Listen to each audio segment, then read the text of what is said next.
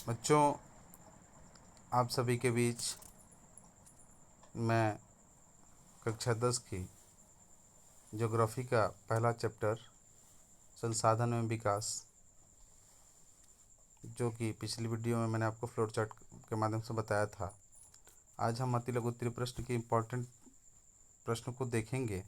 इसमें पहला, तीसरा, चौथा, पांचवा, छठा प्रश्न है, जो कि इम्पोर्टेंट प्रश्न को ही देखेंगे, क्योंकि जो प्रश्न इम्पोर्टेंट है उसको पढ़ना जरूरी, क्योंकि समय कम है और हमें पढ़ना अच्छे से है।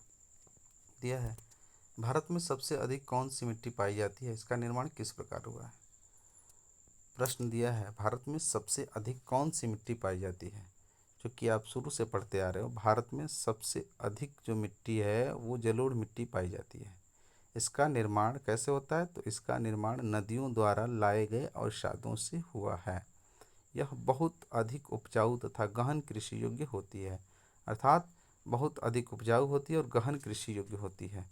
हम कह सकते हैं कि जो ये अवसाद है वह जलोढ़ मृदा का जनक भी है, अर्थात जो अवसादों का जमाव होता है इससे जलोढ़ मृदा का निर्माण होता है और यह बहुत अधिक उपजाऊ तथा गहन कृषि योग्य होती है। दूसरा प्रश्न इम्पोर्टेंट तो नहीं है, लेकिन इसको देखेंगे। दक्षिण भारत के पठारी भागों में, दक्षिणी और पूर्वी भागों में आग्नेय चट्टानों पर कम वर्षा वाले भागों में कौन सी मिट्टी अधिक पाई जाती है, कौन सी मिट्टी पाई जाती है। इस मिट्टी की दो विशेषताएं बताइए, अर्थात इस मिट्टी की दो विशेषता बताना है। तो हम देखेंगे जो मिट्टी की दो विशेषता है वो क्या है। दक्षिण भारत के पठारी भागों में दक्षिणी और पूर्वी भागों में लाल एवं पीली मृदा पाई जाती है। इस मिट्टी में लोहा, एल्युमिनियम और चूना पर्याप्त मात्रा में होता है, अर्थात याद रखेंगे इस मिट्टी में लोहा, एल्युमिनियम और चूना जो होता है पर्याप्त मात्रा में होता है। आगे दिया, फास्फोरस और वनस्पति का अंश कम होता है। ध्यान देने योग्य बात है कि इस मृदा में फास्फोरस और वनस्पति का अंश कम होता है। अगला प्रश्न है, किन आधारों पर भारत की मृदाओं को बांटा जा सकता है, अर्थात भारत में पाई जाने वाली मिट्टियों को किसके आधारों पर, किस किस चीज़ों के आधारों पर या किस आधारों पर बांटा जा सकता है।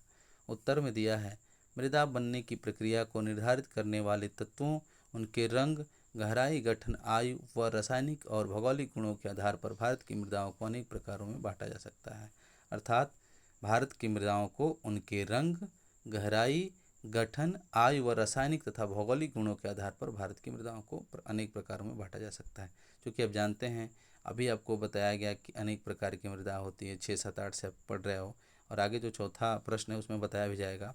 तो अनेक प्रकार की जो मृदा भारत में पाई जाती है वो रंग के आधार पर, गहराई के आधार पर, गठन के आधार पर, आयु और रासायनिक और भौगोलिक गुणों के आधार पर इनका बंटवारा हो सकता है।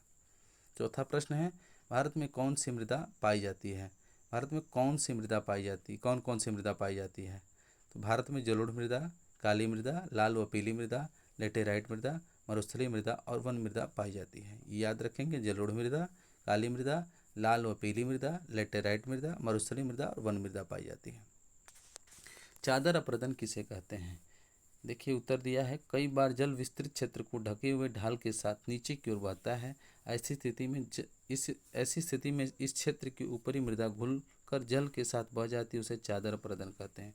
अर्थात जो बाढ़कृत मैदान का निर्माण होता है, जिसमें नदी बहुत लंबे बहुत लंबे क्षेत्रों में बहती है, बहुत ज़्यादा क्षेत्रफल में बहती है, बहुत ज़्यादा उसका क्षेत्र हो जाता है और एक ढाल के हिसाब से बहने लगती है, तो वो अपने तली में एक पतला सा कटाव करती है, जिसे चादर अपर्दन कहते हैं। अर्थात नदी द्वारा हल्के से कटाव को चादर अपर्दन कहते हैं। यदि नदी युवावस्था में रहेगी तो चादर अपर्दन का निर्माण नहीं होगा।